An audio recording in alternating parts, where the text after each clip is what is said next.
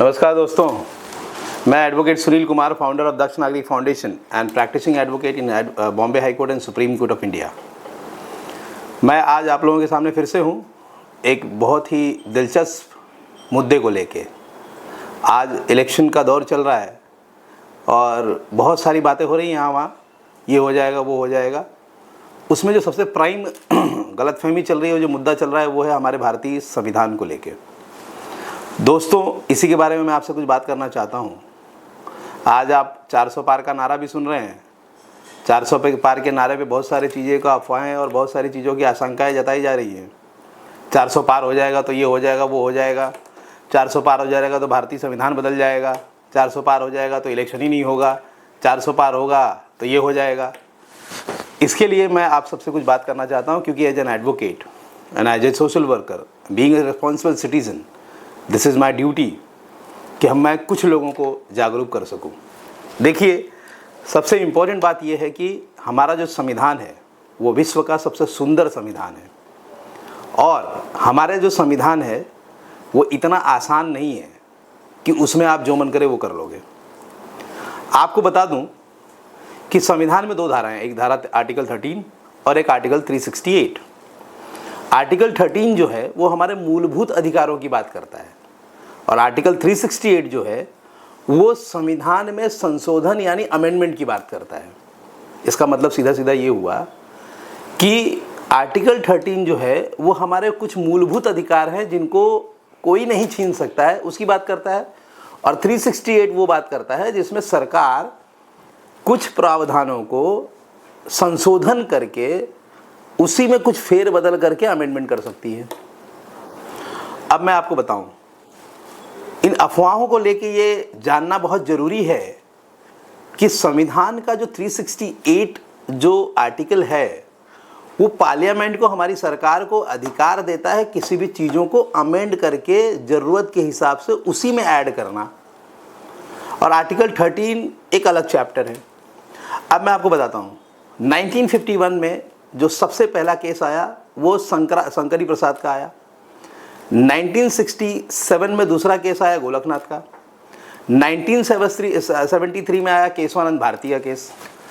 अब ये केस के बारे में बहुत डिटेल में जाऊंगा नहीं मैं, लेकिन सिंपली आपको बताऊंगा। दोनों जो जजमेंट पहले आए उसमें सुप्रीम कोर्ट में बहुत तेज बहस चली, 1951 में और 1967 में। उसमें बहस चलने का मुद्दा क्या था कि सरकार ने जो अमेंडमेंट किए हैं, जो फर्स्ट अमेंडमेंट हमारा हुआ, वो अमेंडमेंट क्या था कि जो आर्टिकल 13 में जो संपत्ति, हमारी जो मौलिक अधिकार था, मूलभूत अधिकार था कि भाई हमारी संपत्ति कोई ले नहीं सकता है, वो फर्स्ट अमेंडमेंट में सरकार ने क्या किया 1951 में कि अगर जरूरत पड़ेगी तो सरकार आपकी जगह ले सकती है। ये चैलेंज हुआ सुप्रीम कोर्ट में। दोनों ही जजमेंट में ये चैलेंज हुआ। वहाँ पे सुप्रीम कोर्ट ने सीधा सीधा बोला कि देखिए भाई, अगर सरकार, पार्लियामेंट कोई भी अमेंडमेंट या संशोधन करती है तो उसको हम आर्टिकल 13 जो आपके मूलभूत अधिकार है उससे हम उसको स्ट्राइक ऑफ नहीं कर सकते हैं। उसके बाद 1973 में आया केशवानंद भारती का जजमेंट। अब केशवानंद भारती का जजमेंट आया, वो जजमेंट एक रिमार्केबल जजमेंट है, क्योंकि उसमें 13 जजों की बेंच बैठी। बहुत लंबी चौड़ी हियरिंग चली, लंबा जजमेंट है। ज़्यादा डिटेल में बताने से, शॉर्टकट में बताना बहुत ज़्यादा ज़रूरी समझूंगा, क्योंकि आप थोड़ा सा समझने की कोशिश कीजिए। उसमें ऐसा बोला गया कि देखिए भाई, बार बार सरकार ला के कुछ भी अमेंडमेंट नहीं कर सकती है। उसमें यह बताया गया, पहले दो जजमेंट में आर्टिकल 368 जीत गया, लेकिन इस जजमेंट में सुप्रीम कोर्ट के 13 जजेस की बेंच ने बोला कि आर्टिकल 13 में और आर्टिकल 368 में दोनों में जो है वो डिफरेंस किया, और ये सीधा सीधा बोला कि जो हमारे संविधान है उसके मूलभूत अधिकारों को आप चेंज नहीं कर सकते हो, या उसमें आप संशोधन भी नहीं कर सकते हो। तो यहाँ पे दोनों सेक्शंस को, दोनों आर्टिकल्स को प्रॉपर डिस्क्राइब किया गया और पूरा तरीके से बताया गया। अब मैं अगली अफवाह पे आना चाहता हूँ। अब अफवाह ये फैलाई जा रही है कि अगर 400 पार हो गया या अगर मोदी जी की सरकार आ गई, देखिए ये कोई फेवरिज्म स्टेटमेंट नहीं है, ये अवेयरनेस स्टेटमेंट है। तो मोदी जी सरकार बदल देंगे, मोदी जी कॉन्स्टिट्यूशन बदल देंगे, मोदी जी इलेक्शन बंद कर देंगे। तो आर्टिकल 13 जो है वो आपके मौलिक अधिकारों को बताता है। अब थोड़ा सा वो जान लेते हैं मौलिक अधिकार क्या है। केशवानंद भारती में सुप्रीम कोर्ट के 13 बेंच की जजमेंट्स ने बोला कि आप जो है संविधान के बेसिक स्ट्रक्चर को नहीं चेंज कर सकते हो। अब बेसिक स्ट्रक्चर क्या है वो सिंपल लैंग्वेज में समझाता हूं आपको मैं। आप जैसे फॉर एग्जांपल फ्लैट लेते हो, उसमें ऑल्टरनेशन करना चाहते हो, उसमें आप दीवारों को तोड़ सकते हो, पिलर्स को नहीं तोड़ सकते हो, otherwise there will be a notice an action against you. ठीक उसी तरह से भारतीय संविधान जो है उसमें जो बेसिक प्रिंसिपल्स हैं, जो बेसिक स्ट्रक्चर है जिस पे हमारा संविधान खड़ा है, उसको आप बदल ही नहीं सकते हो। अब मैं थोड़ा सा बता दूं कि बेसिक स्ट्रक्चर्स क्या है। बेसिक स्ट्रक्चर क्या है? बेसिक स्ट्रक्चर है जैसे पार्लियामेंट है वो रहेगी, केंद्र के पास जो पावर है रहेंगे ही, राज्य सरकार के पावर है वो रहेंगे ही, जुडिशियल जो पावर है रहेंगे ही, जुडिशियल रिव्यू का पावर रहेगा ही, सेक्युलरिज्म रहेगा ही। सेक्युलरिज्म जो है वो बेसिक कॉन्सेप्ट है, बेसिक पिलर है कॉन्स्टिट्यूशन का, उसको चेंज ही नहीं कर सकते। अब रह गई बात हिंदू राष्ट्र। भारतीय संविधान आपको हिंदू राष्ट्र घोषित ही नहीं करने देगा, क्योंकि आप उसको फॉर्मली कर सकते हो, लेकिन ये जो सेक्युलरिज्म है वो बेसिक स्ट्रक्चर है संविधान का हमारे, उसको हम चेंज ही नहीं कर सकते हैं। फिर उसके बाद में रिपब्लिक ऑफ कॉन्स्टिट्यूशन, जो रिपब्लिक जो हमारा संविधान सर्वोपरि है उसको हम चेंज ही नहीं कर सकते हैं। सॉवरेंटी है, फिर उसमें सॉवरेंटी मतलब अपने मन का अधिकार। हम किसी पॉलिटिकल पार्टी को मना नहीं कर सकते, हम किसी को अपने विचारों को प्रकट करने से मना नहीं कर सकते हैं। उसके बाद में बहुत सारे इलेक्शंस के अधिकार वो आप छीन नहीं सकते हो, लोकतंत्र है हमारा। तो इन सब अफवाहों को बीच में लेते हुए मेरा ऐसा मानना है, मैं आपसे ये बताना चाहता हूं कि ये जो एक अफवाह चल रही है आजकल कि अगर 400 पार हो गया तो संविधान चेंज हो जाएगा। अरे भैया ऐसा कैसे? 400 पार हो या 272 हो, अगर 272 भी किसी पार्टी को मिलता है तो भी तो वो मेजॉरिटी में होती है, जो चाहे वो कर सकती है। लेकिन 272 आए या 400 आए या 380 आए, 330 आए, इससे कुछ फर्क नहीं पड़ता है। 272 जो है ये बहुमत है, और 272 अगर आता है तो भी सरकार के पास उतना ही पावर होता है। ऐसा नहीं कि वो 400 आएगा तो ही वो पावर आएगा, 272 पे भी वो पावर है। तो मेरा ये बोलने का मतलब है कि ये जो अफवाह चल रही है कि संविधान बदल दिया जाएगा, 20 साल तक इलेक्शन ही नहीं होंगे, सारे राज्यों के वो छीन लिए जाएंगे, कैसे भाई? अब मैं आपको बताता हूं, जब से हमारा देश आजाद हुआ है तब से आज तक 132 बार राष्ट्रपति शासन लगाया गया है, आपको बता दूं मैं। और इसमें से सिर्फ अगर देखा जाए, देखिए डाटा के हिसाब से आप चेक करिए, डाटा के हिसाब से इसमें सिर्फ 4 बार जो है राष्ट्रपति शासन 2014 से लेकर 2024 तक लगाया गया प्रधानमंत्री श्री नरेंद्र मोदी जी के राज्य में। अब मैं आपको बताता हूं, पहला जो राष्ट्रपति शासन लगाया उत्तराखंड में 2016 में, फिर उत्तराखंड में 2016 में कांग्रेस सरकार गिर गई, 2017 में लगाया गया 370 हटाने के लिए। तो 370 हटाने के लिए अगर राज्य सरकार राष्ट्रपति शासन लाया जाता है तो ये कोई जुर्म नहीं है, क्योंकि वो एक वेलफेयर स्टेट के लिए काम किया गया और उसके तहत उसको लगाया गया। महाराष्ट्र में लगाया गया राष्ट्रपति शासन 23 दिन के लिए, वो भी कांग्रेस की सरकार गिर चुकी थी। इसका कुल मिला के मेरा कहने का मतलब है कि आप देखिए 132 बार में सिर्फ 4 बार जो है वो राष्ट्रपति शासन अभी लगा है, 128 बार जो लगा है वो किसने लगाया आप सोच सकते हैं। अब रह गई बात हमारे देश की मुखिया की। देखिए हमारा जब परिवार होता है, हमारे पिता होते हैं, हमारे दादा होते हैं, तो हम उनके बारे में समझने की कोशिश करते हैं कि वो क्या सोच रहे हैं, परिवार को कहाँ लेके जा रहे हैं, परिवार के हित में काम कर रहे हैं कि नहीं कर रहे हैं। और हमारा जो पुराना जो प्रथा है, हमारा जो जॉइंट फैमिली हुआ करती थी, उसमें अगर एक आदमी नहीं ठीक से काम कर रहा है, जो बड़े हैं, तो हम किसी दूसरे को मालिक बना देते थे। तो अगर देश के प्रधानमंत्री जी हमारे मुखिया हैं और कॉन्स्टिट्यूशनल मुखिया हैं, ऐसा नहीं कि किसी पार्टी के हैं, कॉन्स्टिट्यूशनल राइट से वो हमारे मुखिया हैं, तो हमें उनके बारे में थोड़ा जानना जरूरी है। अब वो जानना क्यों जरूरी है? क्योंकि देखिए हमारे देश ने एक और प्रधानमंत्री पाया था, वो थी श्रीमती इंदिरा गांधी जी। श्रीमती इंदिरा गांधी जी ने देश को एक अलग उन्नति की तरफ लिया था, बहुत सारे अच्छे काम किए थे। लेकिन जब भी हम श्रीमती इंदिरा गांधी जी की याद करते हैं तो हमें सबसे पहले याद आती है इमरजेंसी। उनसे जो सबसे बड़ी गलती हुई थी, जो उन्होंने इमरजेंसी लागू की थी। अब जिस तरह से एज ए रेस्पॉन्सिबल सिटीजन मैं प्रधानमंत्री श्री नरेंद्र मोदी जी को समझता हूँ, या एज एन एडवोकेट या बुद्धिजीवी जो मैं उनको देखता हूँ, तो मुझे अपने आप से जब मैं पूछता हूँ तो मुझे ऐसा लगता है कि नहीं, ये बंदा ऐसा नहीं करेंगे, ये कोई ऐसा काम नहीं करेंगे जिससे फ्यूचर में इनको किसी चीज़ का दोषी पाया जाए। पहली बात, आप एक छोटा सा एग्जाम्पल लेता हूँ। 2013 साल से अरविंद केजरीवाल राजनीति में है। 13 साल से एक शब्द प्रधानमंत्री जी ने अरविंद केजरीवाल के बारे में नहीं बोला, क्योंकि वो जानते हैं कि वो अपने कर्मों से ही मर जाएगा। अब मुझे बताइए, आज की लेटेस्ट घटना लीजिए, अरविंद केजरीवाल जेल में है, जेल से सरकार चला रहे हैं।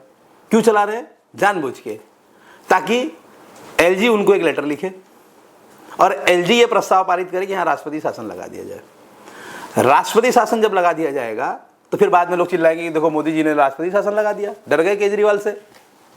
आज तक आप ध्यान से सोचिए कि 10 साल मोदी जी बहुमत में रहे, तो सरकार कभी भी सरकार में राष्ट्रपति शासन तो लगा सकते थे ना।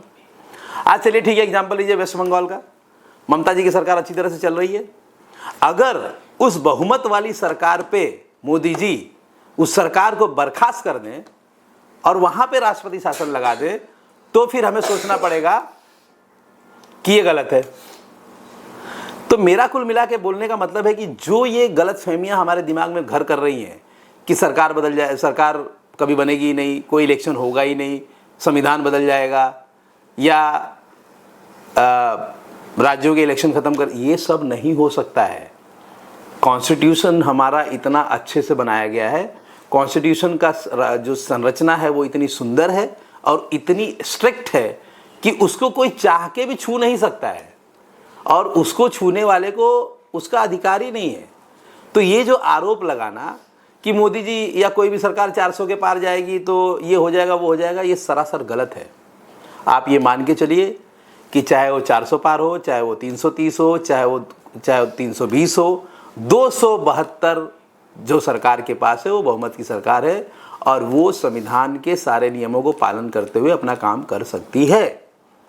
अगली बात मैं आपसे ये बोलना चाहता हूं जो सबसे इंपॉर्टेंट है कि आप लोग देखिए क्या होता है, आज हम सुनी सुनाए बातों पे काम करते हैं।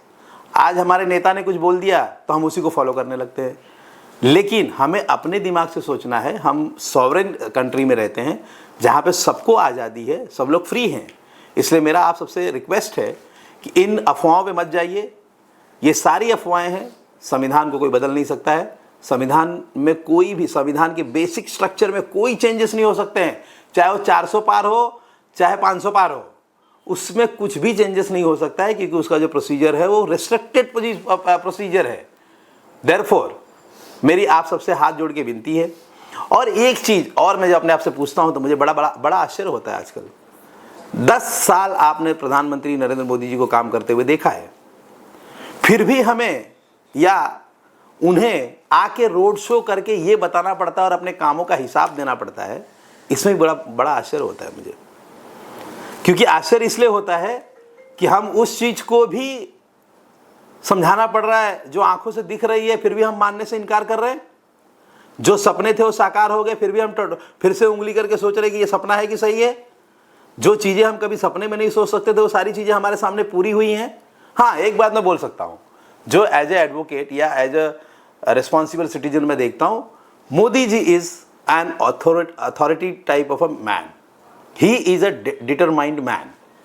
हिज नेचर इज, हाँ 370 है हटाना है, 3 तलाक हटाना है, मंदिर बनाना है, ठीक है भाई। तो अच्छा बुरा क्या है इसमें? अगर कुछ अच्छा काम करना है तो उसमें डिटर्मिनेशन लगता ही है, होना ही चाहिए। और ये भी देखिए, मैं एक बात और करना, हाँ ये भी है, कुछ सरकार बनेगी तो डिसीजंस हार्ड होंगे ही, लेकिन वो हार्ड डिसीजंस होंगे that will be for the welfare of the nation. इसीलिए मेरा आपसे हाथ जोड़ के विनती है कि देखिए, मैं ये अच्छी तरह से देखता हूं, क्योंकि मैं मोदी जी को आज से नहीं 29 सालों से फॉलो करता हूं। मैं ये अच्छी तरह से जानता हूं कि वह ऐसा कोई काम नहीं करना चाहते हैं कि इतिहास में उनके ऊपर कोई भी लांछन या कोई नेगेटिव छाप छोड़ के जाए, क्योंकि उनका जो मुख्य ध्येय है वो ध्येय ये है कि वो लोगों को प्रेरित करके जाए, ना कि लोगों के लिए कोई बुरा उदाहरण बन के जाए। इसलिए मेरा सबसे हाथ जोड़ की विनती है कि अरे, जब कुछ लोगों ने ये मन बना ही लिया है कि मोदी जी को हराना है, तो हम जो हिंदू हैं, जो 22 जनवरी 2024 को श्री राम के झंडे लेके घूम रहे हैं, वो झंडा लेके जो घूम रहे थे वो पिक्चर अभी पूरी नहीं हुई है।